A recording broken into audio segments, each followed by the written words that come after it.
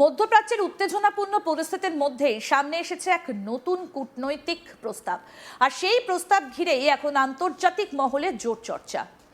American president Donald Trump এই প্রস্তাব নিয়ে সন্তুষ্ট নন বলে জানিয়েছে হোয়াইট হাউসের ঘনিষ্ঠ সূত্র। ইরানের তরফে যুদ্ধ পরিস্থিতি থামানোর জন্য একটা পরিকল্পনা দেওয়া হলেও সেটা নিয়ে আপাতত ইতিবাচক মনোভাব দেখা যাচ্ছে না ওয়াশিংটনের। প্রস্তাবটা কি? ইরানের পক্ষ থেকে বলা হয়েছে যুদ্ধ পরিস্থিতি কমাতে তারা হরমুজ প্রণালী খুলে দিতে প্রস্তুত, অর্থাৎ বিশ্বের অন্যতম গুরুত্বপূর্ণ এই জলপথ দিয়ে তেল এবং বাণিজ্যিক জাহাজ চলাচল স্বাভাবিক করা হবে। কিন্তু তার বদলে তারা চাইছে একটা গুরুত্বপূর্ণ বিষয়, তাদের পরমাণু কর্মসূচি নিয়ে আলোচনা আপাতত স্থগিত রাখা হোক এবং পরে সেই বিষয়ে আলাদা করে আলোচনা করা হোক। এই প্রস্তাবই ঠিক পছন্দ হয়নি ডোনাল্ড ট্রাম্পের। সোমবার এক আমেরিকান আধিকারিক স্পষ্ট জানিয়ে দিয়েছেন প্রেসিডেন্ট এই প্রস্তাবটা পছন্দ করছেন না, কারণ আমেরিকা প্রশাসনের মূল উদ্বেগ ইরানের পরমাণু কর্মসূচি। সেই বিষয়টা আলাদা করে পরে আলোচনা করার প্রস্তাবকে গুরুত্ব দিতে নারাজ ওয়াশিংটন। সোমবারই প্রেসিডেন্ট ট্রাম্প তার জাতীয় নিরাপত্তা দলের সঙ্গে একটা গুরুত্বপূর্ণ বৈঠকে বসেন। সেখানে এই প্রস্তাব নিয়ে বিস্তারিত আলোচনা হয়েছে। বৈঠকে উপস্থিত ছিলেন আমেরিকা প্রশাসনের শীর্ষ নিরাপত্তা আধিকারিকরা। তারা প্রত্যেকে নিজেদের মতামত তুলে ধরেন এবং সম্ভাব্য ঝুঁকি ও লাভের দিকগুলো বিশ্লেষণ করেন।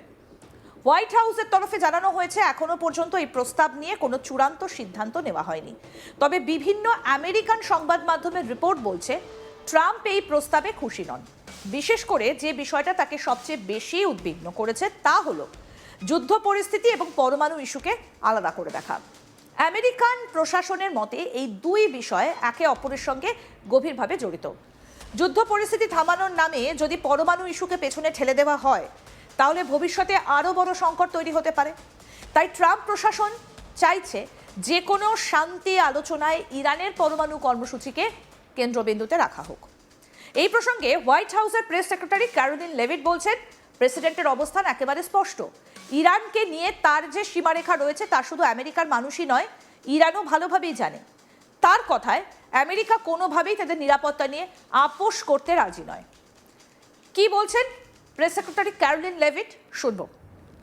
Well, only because it's been reported, I will confirm the president has met with his national security team this morning. The meeting may be ongoing, maybe not. I don't want to speak affirmatively because I was prepping to come out here, but the proposal was being discussed. I don't want to get ahead of the president or his national security team.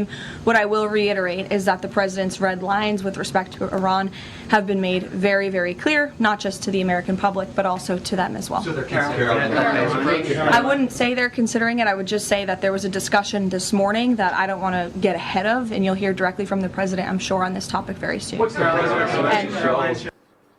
The Department of Justice is also going to be speaking momentarily following the arraignment, and I pray that this is the last time I speak to you for some time until after my maternity leave. So thank you guys. এদিকে আন্তর্জাতিক মহলেও এই পরিস্থিতি নিয়ে উদ্বেগ বাড়ছে।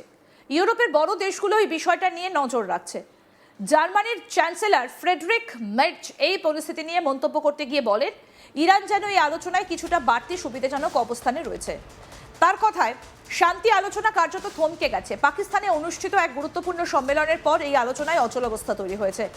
সেই সম্মেলনে বিভিন্ন দেশের প্রতিনিধিরা উপস্থিত থাকলেও কোনো কার্যকর সমাধান বেরিয়ে আসেনি।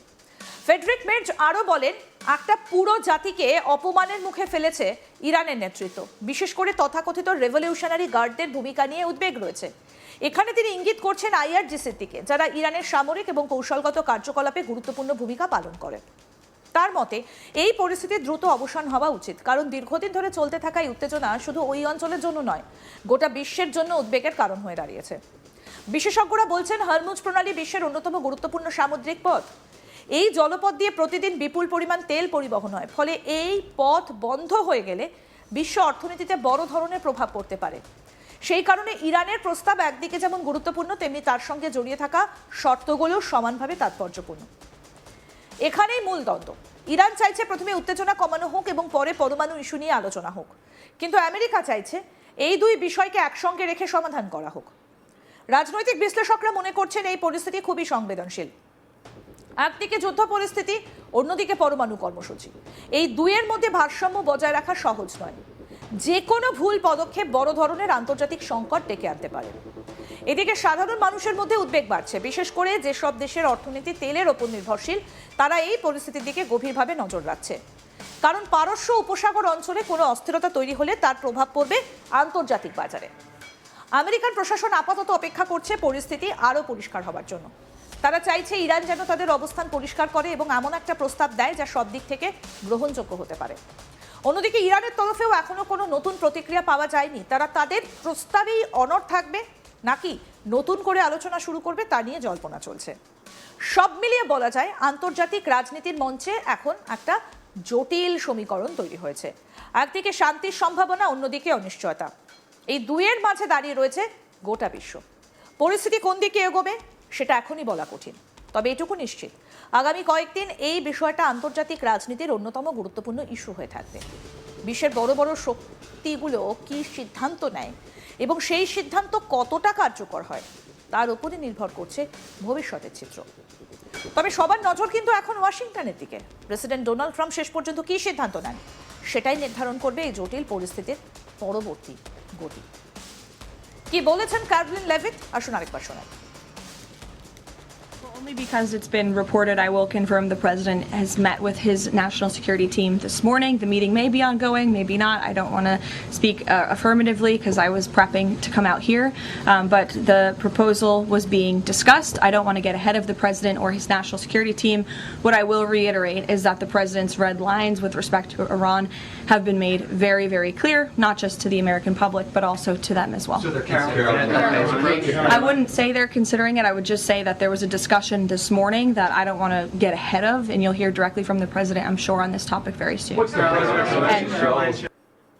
The Department of Justice is also going to be speaking momentarily following the arraignment, and I pray that this is the last time I speak to you for some time until after my maternity leave. So, thank you guys.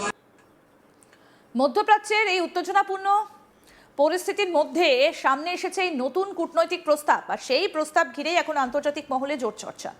American president Donald Trump এই প্রস্তাব নিয়ে সন্তুষ্ট নন বলে জানিয়েছে white হাউসের ঘনিষ্ঠ সূত্র। ইরানের তরফে যুদ্ধ পরিস্থিতি থামানোর জন্য একটা পরিকল্পনা দেওয়া হলেও সেটা নিয়ে আপাতত ইতিবাচক মনোভাব দেখা যাচ্ছে না ওয়াশিংটনে। প্রস্তাবটা কি? ইরানের পক্ষ থেকে বলা হয়েছে যুদ্ধ পরিস্থিতি কমাতে তারা হরমুজ প্রণালী খুলে দিতে প্রস্তুত, অর্থাৎ বিশ্বের অন্যতম গুরুত্বপূর্ণ এই জলপথ দিয়ে তেল এবং বাণিজ্যিক জাহাজ চলাচল স্বাভাবিক করা হবে। কিন্তু তার বদলে তারা চাইছে একটা গুরুত্বপূর্ণ বিষয়, তাদের পরমাণু কর্মসূচি নিয়ে আলোচনা আপাতত স্থগিত রাখা হোক এবং পরে সে বিষয়ে আলাদা করে আলোচনা করা হোক। এই প্রস্তাব ঠিক পছন্দ হয়নি ট্রাম্পের। সোমবার এক আমেরিকান আধিকারিক স্পষ্ট করে দিয়েছেন প্রেসিডেন্ট এই প্রস্তাবটা পছন্দ করছেন না, কারণ আমেরিকা প্রশাসনের মূল উদ্দেশ্য ইরানের পরমাণু কর্মসূচি, আর সেই বিষয়টা আলাদা করে পরে আলোচনা করার প্রস্তাবকে গুরুত্ব দিতে নারাজ ওয়াশিংটন। সমস্ত আপডেট পেতে দেখতে থাকুন আজ তাক বাংলা, সাবস্ক্রাইব করুন, নোটিফিকেশন পেতে বেল বাটন অপশন প্রেস করুন।